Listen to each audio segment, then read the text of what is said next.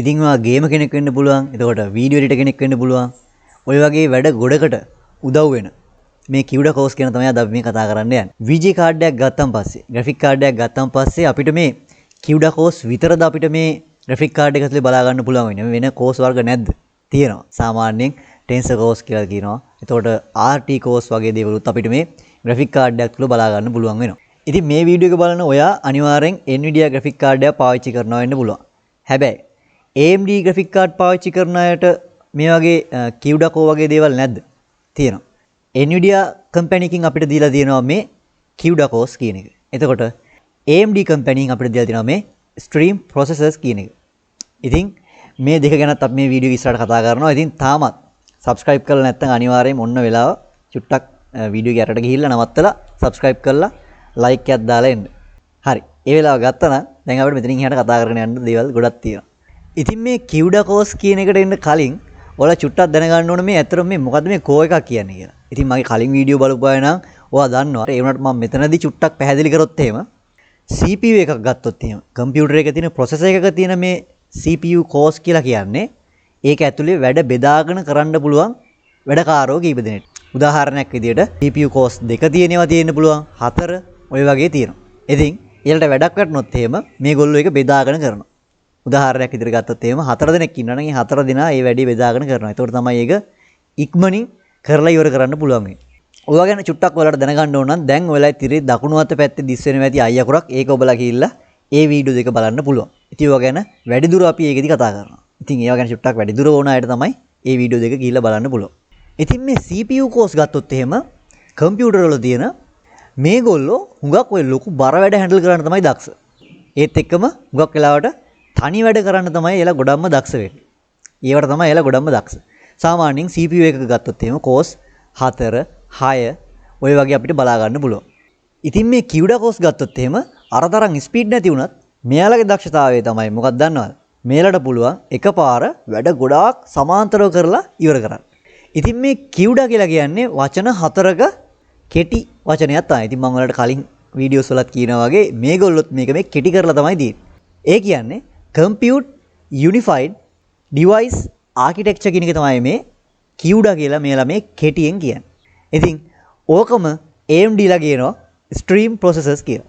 හරි මං හිතන්නේ දැන් ඔයාලට චුට්ටක් පැහැදිලි වෙන්න ඇති. ඉතින් Nvidia company එක මේ CUDA course කියන ටෙක්නොලොජි එක දැන් හඳුන්වලා දීලා ගොඩාක් කල් වෙනවා. හැබැයි මමත් ඉපදුණු වර්ෂ වලට ටිකක් පාත වර්ෂයක තමයි මේගොල්ලෝ මේක ලෝකෙට ඉන්ට්‍රොඩියුස් කරලා දීලා තියෙන්නේ. සමහරට ඒක ඔයාලගේ උපන්දිනයේ අවුරුද්ද වෙන්නත් පුළුවන්. ඉතින් අපි CUDA කියන එකේ මොකක්ද කියලා දැන් කතා කරන්නේ. දැන් අපි කතා කරමු මොනවද මේ CUDA course කියලා කියන්නේ කියලා. ඉතින් මම කලින් පැහැදිලි කරා වගේම මේගොල්ලොත් අර processors වල ඉන්න වැඩකාරයෝ වගේම මේ graphic card වල ඉන්න වැඩකාරයෝ set එකක්. ඉතින් මේගොල්ලොන්ට තමයි මේ CUDA course කියලා කියන්නේ. ඉතින් මේගොල්ලෝ 100 ගාණක් වෙන්න පුළුවන්, දහස් ගාණක් වෙන්න පුළුවන්.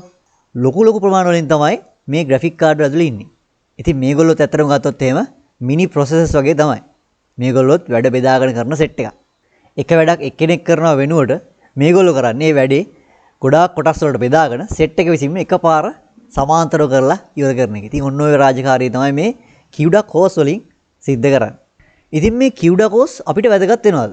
ඔව් අපිට වැදගත් වෙනවා ගොඩාක් දේවල් වලින්. ගේමින් කරනවා නම් ඔයාට හොඳ ස්මූත් ගේම් ප්ලේස් වගේ දේවල් ලස්සනට කරගන්න පුළුවන් වෙනවා. ඊට අමතරව ඔයාට වීඩියෝ රෙන්ඩරින් වගේ කරනවා නම් ඒවටත් මේක විශේෂයෙන් වැදගත් වෙනවා.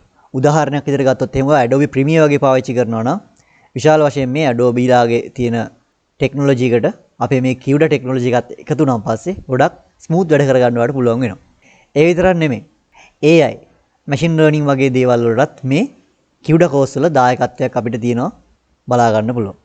ඔයාලට මම තවත් උදාහරණයක් දුන්නොත් එහෙම ඔයාලා හිතන්න ඔයාලට කවුරු හරි දෙනවා වැලිකට අහුරක් ගෙනලා දෙනවා මේක ගණන් කරන්න කියලා. ඉතින් ඔයාලට තනි එක්කෙනෙක්ට ඔක් ගණන් කරන්න පුළුවන්ද? සෑහෙන ලාවක් යන්න පුළුවන්. හැබැයි ඔයාට යාළුවෝ ගොඩාක් ඉන්නවනම් ඒ යාළුවෝ ඔක්කොමලා එකතු කරගෙන ওই වැලිකට ටික ඉක්මනින්ම ගණන් කරලා ඉවර කරන්න පුළුවන් ඔයාලා ඔක්කොටම එකපාර.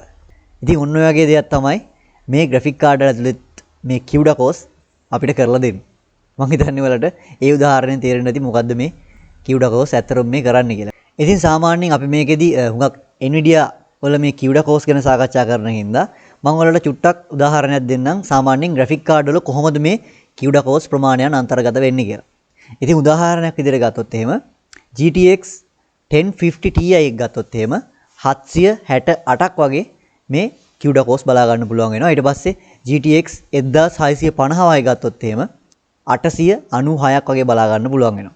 එතකොට ඔය ටිකක් ලොකු ලොක්ෙක් වගේ ඉන්න කාඩ් එකක් විතර ගත්තොත් එහෙම සාමාන්‍යයෙන් RTX 4090 4090 වගේ කාඩ් එකක් ගත්තොත් එහෙම CUDA course 16384ක් වගේ ලොකු විශාල ප්‍රමාණයක් අපිට බලා ගන්න පුළුවන් වෙනවා මේ RTX කාඩ් වල.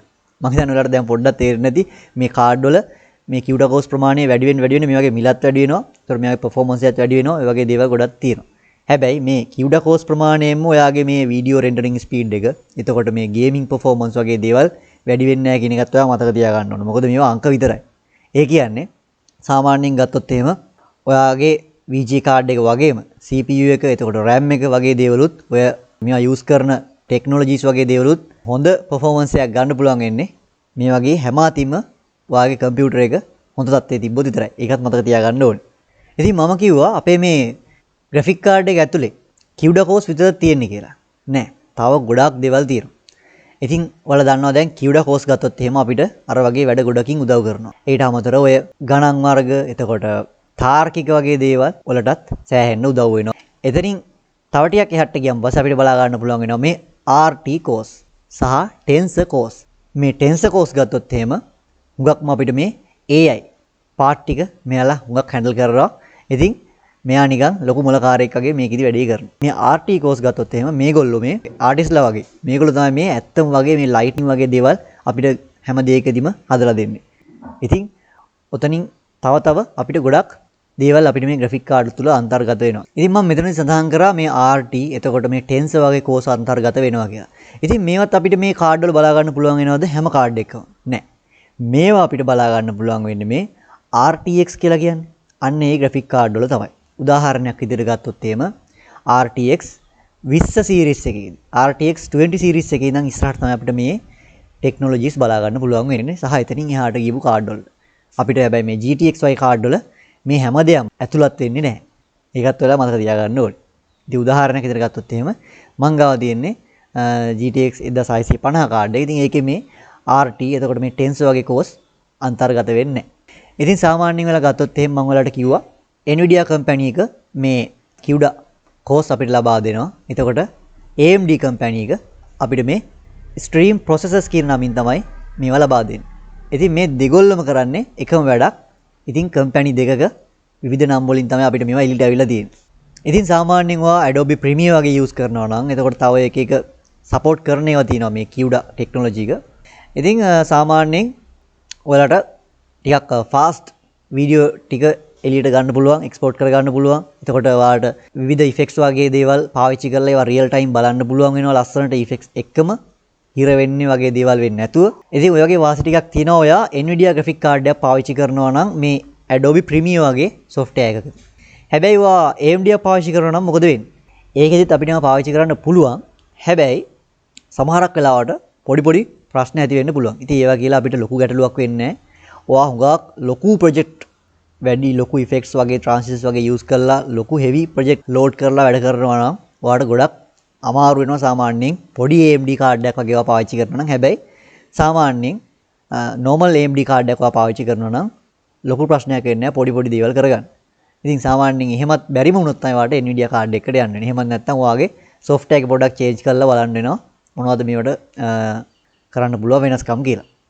ඉතින් මම හිතන්නේ ඔයාලා ගොඩක් දේවල් දැනගන්න ඇති මොනවද මේ CUDA course කියන්නේ, එතකොට Tensor course, එතකොට RT course වගේ දේවල් ගොඩක් දේවල් ගැන දැනගන්න ඇති. එතකොට මේ CUDA course සහ stream processors අතර තියෙන සම්බන්ධය, විවිධ නම් වලින් දෙන technologies ගැන ඔයාලා දැන් හොඳ දැනුමක් ගන්න ඇති. ඉතින් මම හිතන්නේ ඔයාලට මේ වගේ දේවල් ගැන තවත් ඉදිරියට දැනගන්න ඕන නම් අනිවාර්යයෙන්ම චුට්ටක් යටට ගිහිල්ලා බලන්න. කලින් කීය වගේ like එකක් දාලා subscribe කරලා තියාගන්න. එතකොට අලුත් වීඩියෝක් දාපු ගමන් ඔයාලට ටක් ගාලා බලන්න පුළුවන්.